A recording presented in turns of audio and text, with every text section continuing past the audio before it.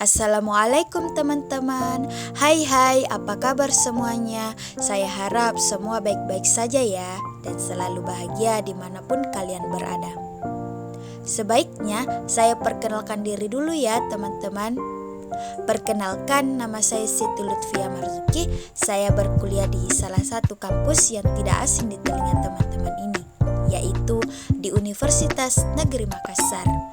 Ini adalah podcast pertama saya, jadi kalau masih kaku maaf ya teman-teman. Nah, baiklah, podcast yang saya buat ini membahas tentang komunikasi efektif. Hari ini saya akan membahas tentang komunikasi antar personal. Baik, sekarang saya ingin bertanya deh ke teman-teman sekalian, apakah ada yang tahu apa itu komunikasi antar personal? Oh baik, bagi yang belum tahu, saya akan menjelaskan apa itu komunikasi antar personal ya teman-teman sekalian. Nah, komunikasi antar personal ini adalah proses komunikasi yang berlangsung antara dua orang atau lebih secara tatap muka.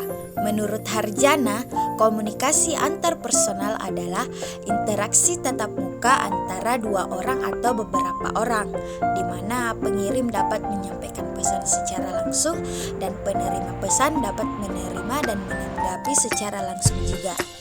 Seberapa pentingnya sih komunikasi antar personal? Komunikasi antar personal ini sangat penting antara pribadi karena prosesnya memungkinkan berlangsung secara dialogis. Komunikasi yang berlangsung secara dialogis selalu lebih baik daripada secara monologis. Monologis menunjukkan suatu bentuk komunikasi di mana seseorang berbicara, yang lain mendengarkan. Jadi tidak ada terjadi interaksi timbal balik, yang aktif hanya komunikator saja. Komunikasi antar personal memiliki keutamaan loh teman-teman sekalian.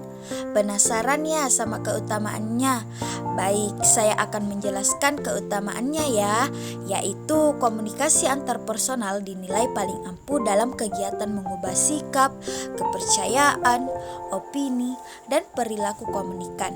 Terdapat 7 karakteristik antar personal nih teman-teman. Mau tahu? Ya udah saya jelaskan ya.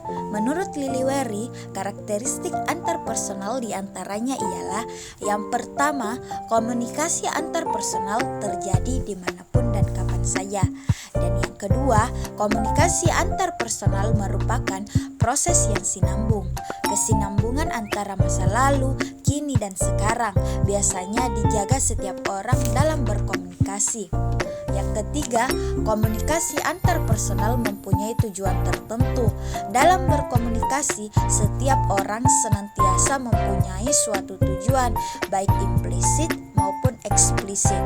Yang keempat, komunikasi antar personal menghasilkan hubungan yang timbal balik, menciptakan serta mempertikarkan makna di mana setiap komunikasi akan menghasilkan hubungan kemudian berkembang menjadi relasi dan transaksional yang melengkapi serta menciptakan hubungan.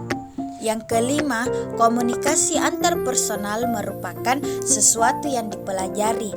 Dalam berkomunikasi, terkandung pula prinsip bahwa pribadi yang satu mempelajari hakikat pribadi yang lain. Yang keenam, komunikasi antar personal dapat meramalkan sesuatu.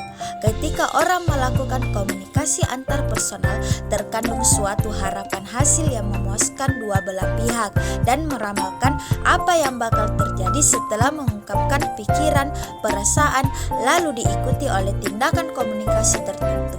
Dan yang terakhir, yang ketujuh, komunikasi antar personal sering dan dapat dimulai dengan melakukan kesalahan. Dan yang terakhir dalam pembahasan komunikasi antar personal ini adalah keefektifan komunikasi antar personal. Nah, di bagian terakhir ini, keefektifan komunikasi antar personal adalah ketepatan proses komunikasi itu mencapai tujuan sesuai dengan maksud si pembicara dan pada sasaran yang telah ditetapkan. Jadi, dalam komunikasi antar personal, apabila tujuan untuk mengubah pendapat, sikap, dan tingkah laku komunikasi dapat tercapai, maka komunikasi antar personal itu sudah efektif. Keefektifan berkomunikasi juga tergantung pada siapa serta cara penyampaian pesan kepada komunikan.